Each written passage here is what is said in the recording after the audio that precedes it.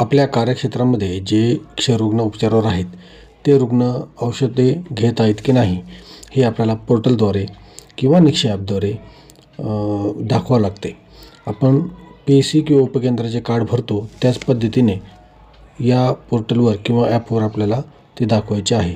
त्याला आपण ॲडरन्स म्हणतो. हे ॲडरन्स आपल्या स्टेट ऑफिस किंवा सेंट्रल गव्हर्नमेंटकडून कोणत्याही उपकेंद्राचं तालुक्याचं बघू शकतं. त्यामुळे हे 1 आठवड्याच्या आत आपण दरवेळेस करणं गरजेचं आहे. तर या ठिकाणी पेशंट ओपन केल्यानंतर जो डाटा ओपन होतो पेशंटचा, तर हा पेशंट 1 तारखेपासून जो सुरू आहे तर त्याचा ॲड्रेस नाही, त्यामुळे ह्या कॅलेंडरला रेड कलर आहे. तर खाली जी ॲडचं ऑप्शन आहे त्याला क्लिक करायचे आहे. त्यानंतर आपण साधारण 15 दिवस किंवा 3 आठवड्याचे डेट सिलेक्ट करू शकतो की ह्या दिवशी त्या रुग्णाने औषधे घेतलेली आहे कन्फर्म झाल्यानंतर, आणि कन्फर्मवर क्लिक करायचं आहे. पुन्हा एकदा त्या डेट समोर दिसतील, खाली कन्फर्मचं ऑप्शन येईल त्याला क्लिक करायचं आहे.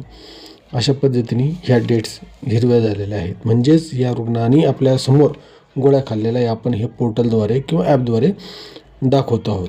सर्वांनी या पद्धतीने 15 दिवसाच्या आत सर्व डोस मॅन्युअली पूर्ण करून घ्यावेत आणि ॲडरन्स 100% ठेवावा.